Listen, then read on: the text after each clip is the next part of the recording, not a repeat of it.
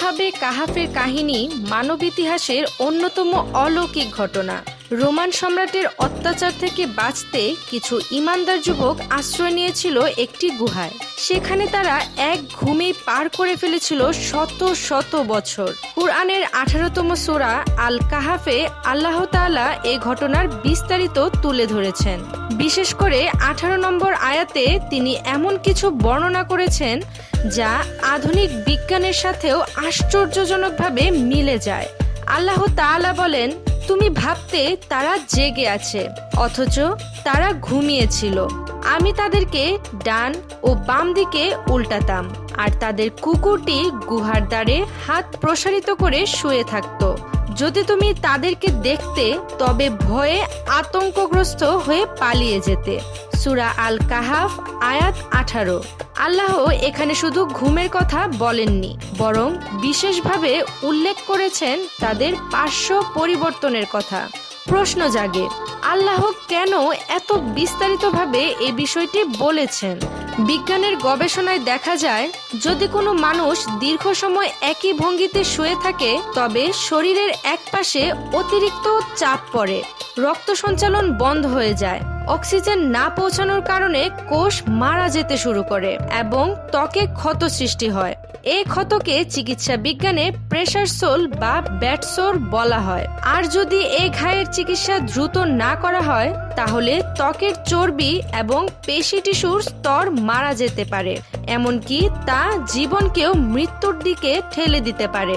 এজন্য চিকিৎসা বিজ্ঞানীরা বলেছেন, ঘুমের মধ্যে প্রতি 15 মিনিট পর পর পার্শ্ব পরিবর্তন স্বাস্থ্যের জন্য অত্যন্ত জরুরি এবং এটি শরীরের চাপ কমাতে সাহায্য করে। এ কারণে চিকিৎসকেরা প্যারালাইসিসে আক্রান্ত রোগীদেরকে অন্যের সাহায্যে নির্দিষ্ট বিরতিতে এপাশ ওপাশ করানোর পরামর্শ দেন। কিন্তু গুহার ভেতরে তো তাদের দেখাশোনার কেউ ছিল না। তাহলে শত শত বছর ধরে তাদের শরীর কিভাবে অক্ষত রইল? কুরআনই এর উত্তর দিয়েছে। আল্লাহ নিজেই তাদের ডান কাঁধ বাম কাঁধ করাতেন। অন্য এক আয়াতে বলা হয়েছে, সূর্য উদিত হলে গুহা থেকে ডান দিকে সরে যেত, আর অস্ত গেলে এদের এড়িয়ে যেত। অর্থাৎ তারা এমন একটি গুহায় অবস্থান করছিল যেখানে সরাসরি সূর্যের আলো লাগতো না, তবে বাতাস প্রবাহিত হতো।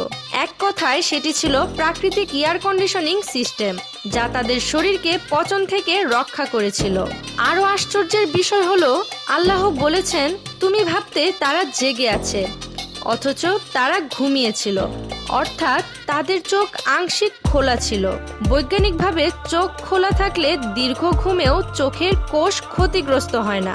একই সাথে বাইরের কেউ দেখলে মনে হতো তারা জেগে আছে, আর এভাবেই তাদের সুরক্ষিত রাখা হয়েছিল। তাদের কুকুরের কথাও বিশেষভাবে উল্লেখ করা হয়েছে। সে গুহার প্রবেশদ্বারে সামনের পা প্রসারিত করে শুয়েছিল, যেন পাহারার মতো অবস্থান করে। ফলে বাইরের লোক ভয় পেয়ে ভেতরে ঢুকতো না। এখানেই শেষ নয়। আল্লাহ তাআলা সূরা আল কাহাফের 11 নম্বর আয়াতে বলেন, তখন আমি বহু বছরের জন্য তাদের কানে আঘাত করেছিলাম। লক্ষ্য করুন, এখানে আল্লাহ বলেননি আমি তাদের গভীর ঘুমে নিমগ্ন করে দিয়েছিলাম, বরং তিনি বলেছেন তাদের কানের উপর আঘাত করেছি, অর্থাৎ তাদের শ্রবণ শক্তিকে বন্ধ করে দিয়েছি। কেননা ঘুম ভাঙার অন্যতম প্রধান কারণ হলো শব্দ। আমরা যেমন রাতের বেলা ঘুমাতে যাওয়ার আগে সময় ঘড়িতে বা মোবাইলে অ্যালার্ম সেট করে রাখি, আর যত গভীর ঘুমিয়ে থাকি না কেন, অ্যালার্ম বাজলেই আমরা জেগে উঠি।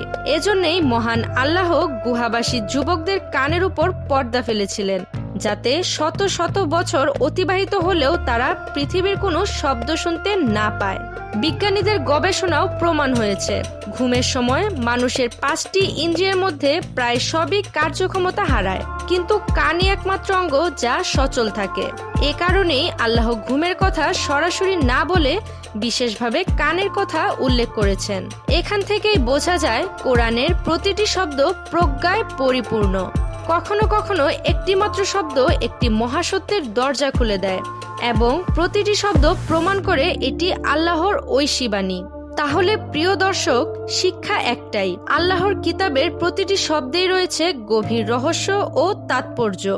এর কিছু আমরা বুঝতে পেরেছি, আবার কিছু রহস্য এখনো আমাদের জ্ঞানের বাইরে রয়ে গেছে।